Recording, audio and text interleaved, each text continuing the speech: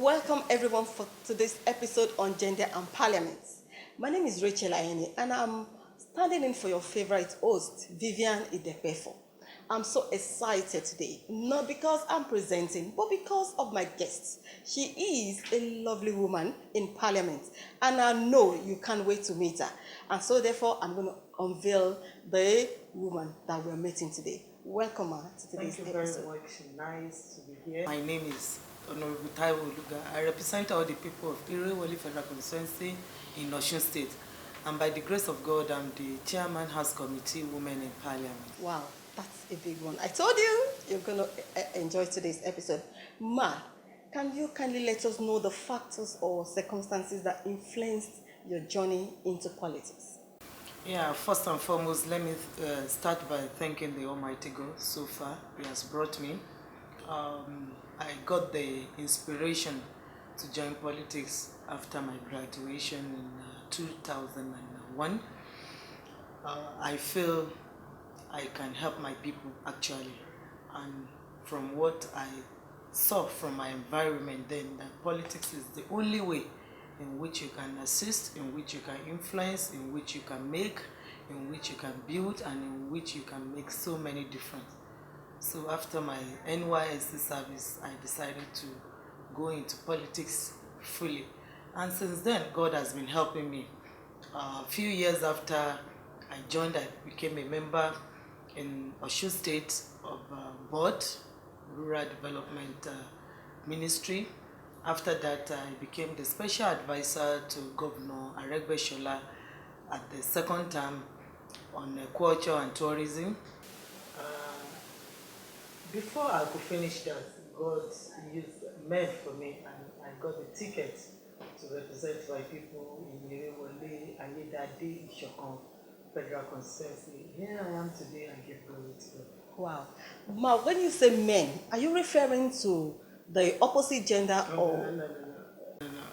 Men, quote and unquote, both male and female. God raised men for me. You know, when men are raised for you, it makes the journey easier. It makes you look as if you know how to do it, you know how to talk, you know how to pray, you know how to do all this thing. It's because God has really raised men in the journey. So the journey has been easy, fantastic. Wow. Ma, from the traditional role of a wife and a mother to that extent of coordinating both politics and the home front, how do you navigate the two? Yes, you know, by nature, women are multidimensional, unless you want to be lazy. For any woman, you can cope with so many things at the same time, I tell you, if you really want to do it. So that you want to build your career does not mean you mustn't hold the home front. The home front must be intact, your social life must be intact, your spiritual, so to say, and your career must be intact. So God has given us the grace, unless you want to shy away from the responsibility of nature, in which I believe so many women out there are really coping, not only in politics. You should be able to take care of your children. If you are not home, maybe once in a while, you look for good hands to keep your word so that they will be in safe hands.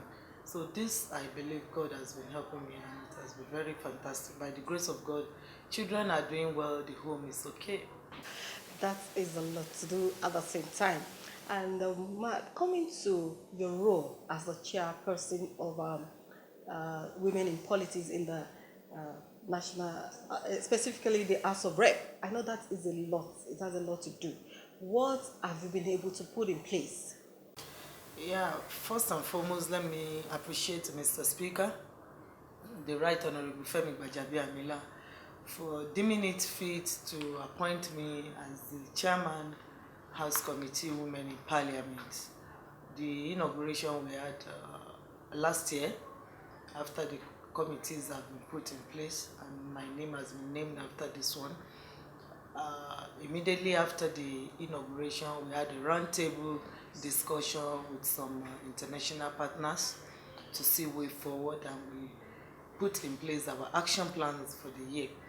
And I want to say, as we speak today, Thursday, 5th March, we're going to start our retreat for the committee Women in Parliament in Lagos, in which we have invited resource person to do some follow-ups on action plans. Also, I would like to say that the constitutional review amendment is ongoing, in which I personally took upon myself to amend the constitution. By God's grace, God giving me the grace, that we're going to fight it from that angle too. Okay. Also, we have out of our action plans that we're going to move around as a committee to the geopolitical zones, so that we sensitize our women the more, tell them how to go about it. Even if you are interested in politics, you want to contest, you want to vie for any position, you need assistance, both within and outside. We want to inform them, because if you are not informed, you are deformed. Yes. So we want to go down and grant the grassroots to let them know each state we want to move around. We're going to communicate with the wives of the governors in each geopolitical zone to say that they helped us with the commissioners, their state of assembly members, their councillors. They will be brought on board. We discuss together and tell them how to go about it. All this we're trying to do, and basically we want to have women's data. If you can have database, that will go a long way in helping us to see who and who, because the participation, the level of participation and the numbers of women in posts now, especially the elective one, is not acceptable by women folks. I'm telling you, it is not acceptable. It is very sad that at this 9th National Assembly we only have 6%, because at the House of Reps we have 12 members female. At the Senate, as we speak, we only have 8 members that are senators. And that's, if you compare it, 109 at the Senate, 360 at the House of Reps, is not acceptable. And this we have been seeing. At the 8th Assembly, it was a bit better. But I think along the line, some things went wrong that made us to have nice doving. Yeah, the thing is really nice doving, and it is unacceptable. But we have put some machinery in place with the support of leadership. We believe come 2023 that we're going to have another election. There will be increase tremendously in the numbers of female participation. Also looking out for that, because it is something that there must be a change in that. Yeah. This month of March is actually all about women internationally, and with the theme Generation Equality. So Ma, can you kindly let us know how ready are we on this part? Yeah, like I just said, that the committee deliberately, it wasn't an accident that the retreat of the committee falls between the 5th and 8th of March, that we're going to gather. Actually, 8th of March falls on a Sunday, and we're going to have a retreat, discuss, and come out with communique in which we're going to release to everybody to see our position on this. The theme of the year is the Generation Equality. That we're going to discuss in depth, and we're going to really come up with something reasonable at least, for especially for the review of the Constitution. At the Senate, I want to give it to Dr. Hamed Lawan, the President of the Senate. He has really done well. He has co-opted all the women into the committee, because if you are not there, you cannot say anything. I'm telling you, it's only when you are there that you say this and this. So I give that to him. And I challenge our speaker to write on Femi Bajabiamila, in which I know and I can say authoritatively that he won't do less by bringing all the women and the House of Reps to the Constitution Review Committee. That will give us the opportunity, that will avail us the opportunity to speak with one voice. Once every one of them, if we're there, we'll be able to speak with one voice. Because majorly, it is not about moving around, it is not about campaigning, it is not about sensitizing our women. The Constitution has to be in place, favoring women, especially the 35% affirmative action has to be constitutionally put in place. Once that is put in place, then little do we have to do around the geopolitical zone, then you see women up there. But if you ask me, actually, I would say even it should be 50-50. 50-50, 50% for men, 50%. But let's start somewhere. Let's say 35% affirmative action coming to reality. Let our quota be given to us. Since the if you go by register, the voting strength, the population, women are more than 50%. Yes. I am telling you. We are. So We I are more see than- no reason why the elective position will be opening and will be given about 6%. It is sad, and we reject that. Yes. We say no to that. To it. We're We are saying saying no no to it. That is it. Enough is Another challenge we hear from other women is that there's so many people with great ideas, great opinions about how women can be rightfully positioned for any national position. But the challenge, you say, is money. How relative is this to politics? I don't want to believe that anymore. Okay. That has been some of the things the men are using to discourage us. I don't want to believe that anymore. And I want to say that's why we say we want to move around the geopolitical zone to sensitize our women that even if you are interested, you have the vision to lead your people to deliver, you can come up and come out. Once you do that, for example, we have I've had some meeting with some international partners that are ready to support. They are not going to give cash, hear me clearly, but if you want to go into it, they are ready to do the publicity for you, Okay. fund your campaigns. Okay. We're doing some little souvenirs, your souvenir, your handbills, your posters. If all that is removed from campaign, you are good to go. So it's not only that you cannot do it. If you are really interested as a woman and you feel you want to contest, let us know. That's why I say we want to get the database. Once we get the database, that will avail us the opportunity to present and fight their cause. So states we have this that needs the assistance, then we see how they can come in. That we are getting over, and some of the women that are in politics now, they have been economically okay, financially okay. I am telling you, that's we are looking at critically to see that it is not a barrier anymore. That the finance aspect of this, it is not a barrier for women, and everything is not money in politics. I tell you, at times, most of the time, I don't know, in my own part of the country, they need your respect, they need your accessibility, they need you to smile at them, they want to come around you, they want to speak to you as their representative. Okay. But you will notice that most of the time the gap between the electorate and the elected is so much. Yes. That, if you go to my federal constituency now, trying to bridge, since the election, it will interest you to know that I have only one line since we start using telecommunication, mobile phones in Nigeria. And as I speak, I've not gotten another one. So people want to have access to you as their representative. Yeah. There's no need for you to be changed. So if you can bridge the gap, there's no need for you to be changed. So if you can bridge the gap, that will save you a lot. It's not all of them that calls you that is asking you for money. So if we can try to orientate, give examples, when we move around, just give them access, discuss, and tell them you have noted their plight and you're going to work on it. Some you work on it, some you try to let them see reasons. All this, if you can do, there's something we call omoluabi in my language. If you can do some with omoluabi, to save you a lot. So I don't want to believe it's the finances that is really affected. Wow, that is awesome. And I'd like to just to still put you back on this aspect of money and politics. Because someone listening to us out there might not have the opportunity to tell you that, okay, what about the stakeholders?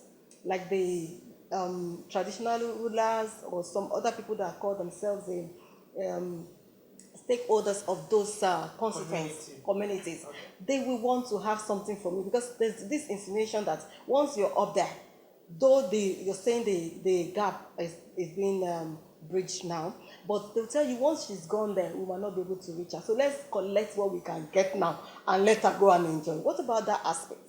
No. Actually, for you to be in politics, you must be at the level of being a philanthropist, that you don't hold more than you need. Okay. Quote me. You don't hold more than you need. You should be able to give. Without you being in a position, if you come out from a community, you have your chiefs, the ballers, the KBSA, the seriki of the community. You should be able once in a while to appreciate them. It's not about money. Most of the time, if they see you, they talk to you, and when you are going, because of the kind of politics we practice in this part of the country, people want immediate dividend of democracy. So exactly, even if you speak to them and they have access to you, I will keep saying that the little you have, they will appreciate. You don't need to go out of your way borrowing or being in debt to be in politics. I made myself as an example, and I'm telling you that is the fact. Then they will list their plight. You tell them, you work on it. Maybe their electricity, maybe their pool. There are some you can influence. Maybe their roads, maybe they need a borehole. The one your constituency project can cover. You channel it towards where it will be conspicuous that they will say that yes, this person has brought this. So okay. I believe if you know the rules and of the game, politics is a game. If you know the rules, you won't play foul. Thank you very much, Ma. We are going to go on a short break right now, and when we're back, don't go away. She's still right here with us.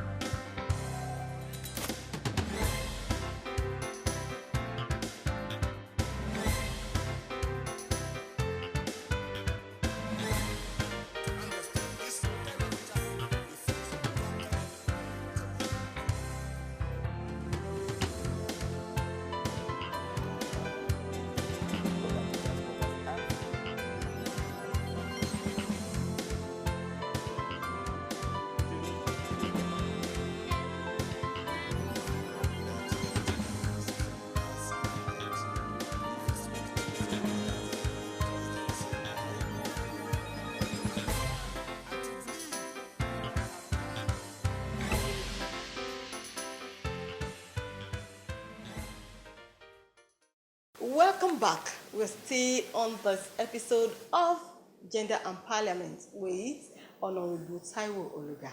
Welcome back, Ma. Thanks for being with us.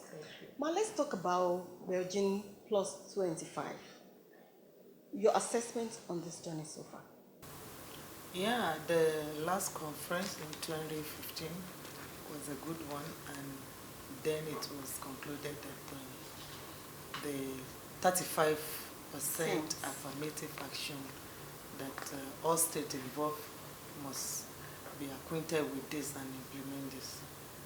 But here we are in Nigeria today. We're still battling at 6 to 7%. I believe we're getting there. We're not discouraged. We just need to press forward a bit more, then we'll get there. And if you look at our status of assembly as we speak, my statistics shows me that we only have 48 female members across the 36 states plus FCT. It is sad. Yeah, and I believe Nigeria is the giant of Africa. We should not be defaulting in implementation of policies that involve states across the world. That is not too good for our country, Nigeria, but I believe we're going to amend. And I want to challenge our NGOs that it is high time they joined us. It is high time. Let them be part of this struggle. And by 2025, we'll be there. I told you some of the action plans we've put in place and what we're working on. And before the end of the year, by the grace of God, we're going to have our national summit. 3 weeks ago, 4 weeks ago, I was in Germany, and the government of Germany, especially the gender table, gender decks of in Germany, they are ready to partner with us fully in the summit. The summit will come up very soon, in which we're going to bring in the wife of the president, the vice president, the governors, and so on and so forth. Bring them on board, say that by 2023, that will comply This policy. with this policy. On that only it is going to be an additional for us in Nigeria. The fourth thing is not too good. It doesn't portray us as the country Yes. that is responsible. Responsible. That is the one. It doesn't portray us.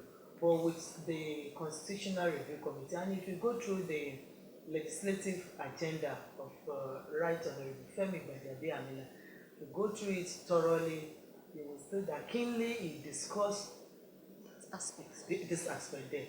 And I believe he's a man of his word. That at the end of this ninth National Assembly, we're not going to remain the same.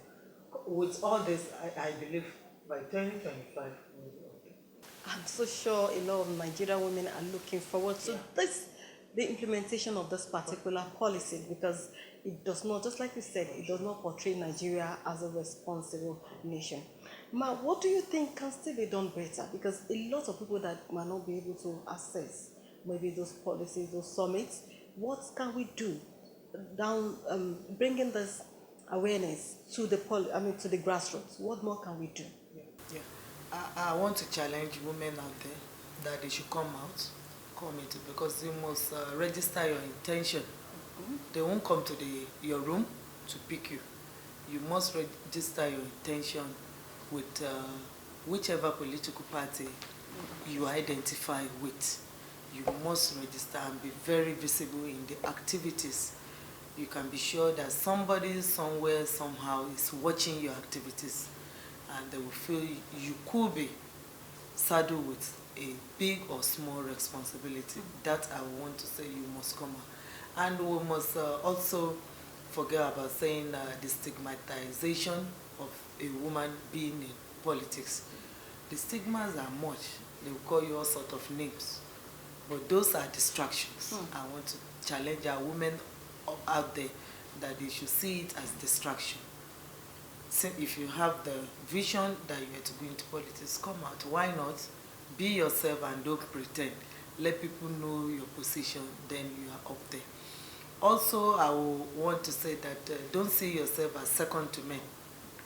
At any outing, political, think before you make your comment and make reasonable comment, and do not talk too much. When you talk too much, at times you may not miss the point. Make the point, but talk less, then you are out there. For women that may not be able to attend, for those that will attend the summit and the geopolitical visit, we're going to send them back to the grassroots. That is the essence of the geopolitical movement that the Committee House Committee Women in Parliament is going to make. Once we assemble those that can come, they will have to go back to the grassroots, sensitize women, because you start from being councillor in your ward. Yes. We can have that. For example, in my state, as we speak, we have 22.5% of women at local level. Okay. I give that to our ex-governor, Governor Rauf Adesoji. Did that when he was the governor in Osun State. Yeah. Okay. Some of them are vice chairman. We have chairmen among them. Some are vice. Some are leaders of the house. They know them. I can give names. They are still there, and they are aspiring to come to State House of Assembly. And also, let me give it to him, as we speak at the State House of Assembly, we have 2 women there out of 26. I believe we can do better come 2022. Now, we're going to have an election in 2022 in Osun State. Okay, that we're working on to say that we improve on all that. Yes, since we have, if we have all those people at the summit, at the movement, they will go back to the local level to sensitize our women, to tell them that do not think that finance is the problem. If you're interested, let us know. They get their data, they forward it to us, and through that, once we have a chain, we speak together as a one voice, then we're out there. So you all add that it's not about money. Yeah. First thing to do is to make your intention known at the appropriate quarter. Thank you so much, Ma. It's been a wonderful one. So I would like to hear your word for aspiring generation, especially women. Yeah, the theme of this year, International Women's Day, is the generational equality. Of course, we won't want to do less. We want it to be equal. Of course, give the women the chance to serve, give us the opportunity to contest, give us the opportunity to be there, and not only that, support us. If you ask for my view, I will say categorically that it should be 50-50, not 35%. No, it should be 50-50. In fact, we will not be doing bad if we are asking for 60-40. Because if you go by the population, if you go by our participation, if you go by our involvement in electoral process, you find out that we are more. But we are not doing bad if we are asking for 50. But for this purpose, men, please give us 35% affirmative action. Let it come to reality in Nigeria, and we can promise you that we will not disappoint you. But can you just share with us, is there been a case of intimidation or something you experienced while the course of this job? Yeah, sure. You can trust. You can trust that you will find that. Okay. You can trust that you will find that. For example, I have a motion yesterday on revisiting the redeeming of women participation in politics. Well, I was not able to take that motion for one reason or the other. But I'm going to represent it. I told you that we are not discouraged by what we are seeing or by anything or by we're not discouraged. We're going to represent and we're going to reframe it and we're going to adjust what's needed to be adjusted or rewarded in the motion. Because we must speak for women, especially the committee has been saddled with the responsibility. We know that your deputy chairman is a man. He's a man. What's your relationship? He's doing well. Yeah, the relationship has been smooth. I think I should call him the he for she voice too. Just like Governor Sanwo-Olu of Lagos State, I give it to him. He has taken it upon himself to be our voice out there. And of recent, he was given an award of excellence for he for she initiative. Yes. So the relationship with my deputy has been very, very smooth. We plan everything together and we do things together. And he speaks for women. He believes he has a mother, he has a daughter, and he believes whatever you commit into women's hand, you can go to bed, that they are going to deliver, that it will be done properly. So it has been a fantastic, and not only that, we have about 4 men on the committee. You know, we have to balance. Committee members were about 15 or 18. Okay. We have more than 4 men on the committee, and we have some that we co-opted men into the committee. Okay. So in total, I'm very, very sure committee women in parliament, we have about 6 to 7 men that are speaking, and they are ready to support our bills, our motion, our policies, our research. They are ready to go with us wherever we're going. Oh, that's been an awesome one. Okay, Ma, let's come to a lighter note. Who are you after the legislative duties? I'm just myself. I'm simple, accessible, and no protocol. I'm a free person. That's just it. And at leisure, I like to listen to music and relax. Then do some, I like to stay alone, to do some reasoning. Some inspiration comes when I'm alone. Yeah. Thank you so very much, ma'am. All right.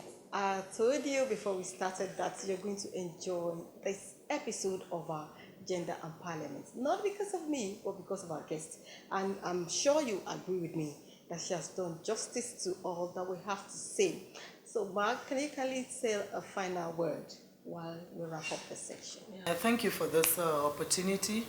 And I thank you, our listener at home, for listening and for following us.